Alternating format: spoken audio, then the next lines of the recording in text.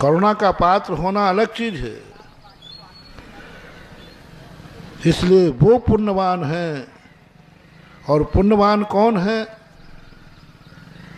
जो स्वयं अपने परिवार का पालन, अपनी जिंदगी का पालन करते हैं अच्छी तरह।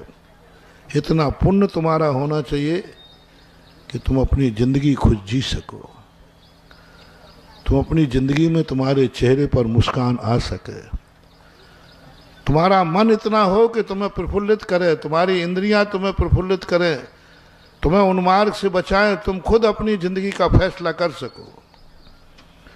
मैं अपनी जिंदगी को दुख में नहीं जाने दूंगा, मुझे इतना ज्ञान है।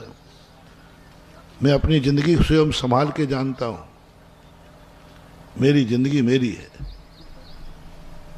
यदि ये परिणाम तुम्हारा है, दूसरा परिणाम, क्या तुम इतना पुण्य लेके आए हो कि तुम्हारे पुण्य से तुम्हारा पूरा परिवार पलेगा। तुम्हारे पुण्य से तुम्हारा पूरा परिवार पलेगा। परिवार में कोई पुण्यहीन है, कोई अंधा है, कोई विकलांग है, कोई पागल है, कैसा भी है, पूरा परिवार पुण्यहीन है। गृहस्थी बसाने का जिनको शौक हो उनके लिए मैं उपदेश दे रहा हूं। गृहस्थी में जाने के पहले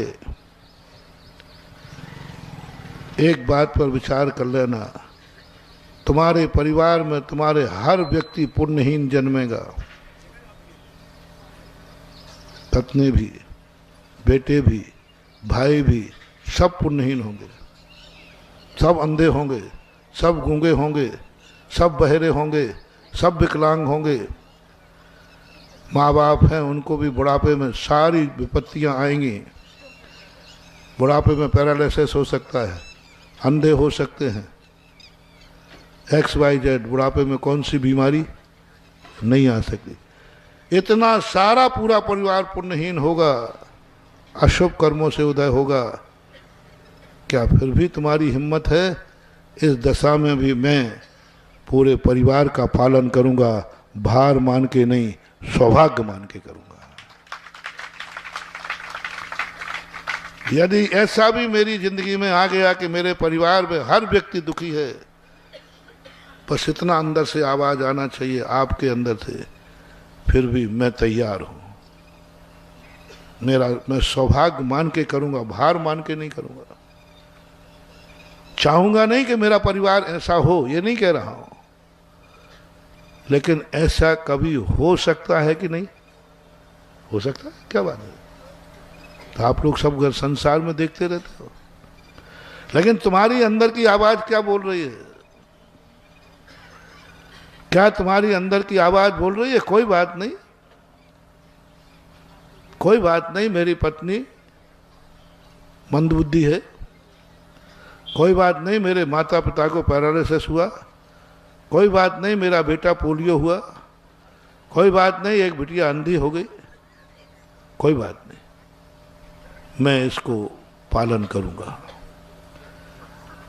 मेरे में इतनी ताकत है, मेरा पुण्य इतना है कि मैं अपने पुण्य पर इन सब का अभाग्य मान के पालन करूंगा। ऐसों के लिए गुरु, भगवान और मंत्र काम करते हैं, ऐसों के लिए उपदेश होते हैं। जो इतनी औकात रखते हो, वो जाएं गुरुओं के पास, वो जाएं भगवान के पास, वो पढ़ें शास्त्र, उनको रास्ते मिलेंगे, उनको रास्ते मिलेंगे।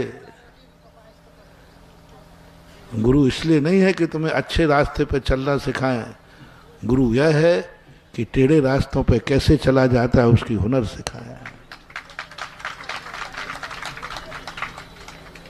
शिक्षा की उसी समय जरूरत है, उस समय गुरु तुम्हारे उपदेश देंगे। तुम कहोगे महाराज हमारी जिंदगी में ये परिणाम है, ऐसा है, उस समय गुरु को बड़ा आनंद आएगा उपदेश देते समय। ऐसे विद्यार्थी को, ऐसे सिख विद्यार्थी को ऐसा आनंद आएगा कि वह व्यक्ति इन सब विपरीत परिस्थितियों में भी पूरे परिवार को हंसाएगा और स्वयं भी हंसेगा, पुण्यहीन भी पुण्यवान की अनुभूति करेगा। पूरा परिवार पुण्यहीन है, लेकिन उसको गर्व होगा कि मैं भली पुण्यहीन हूँ, लेकिन मेरे घर का मुखिया पुण्यवान है, जो मुझे कभी उलाहना नहीं देता, टॉर्चर नहीं करता, ये नहीं कहता तुमने कौन से सब ने कौन सा पूर्व भाव का बैर है, सब हमारे घर में पैदा हुए। कई लोगों को बुढ़ापे में माँ बाप भार बन जाते हैं,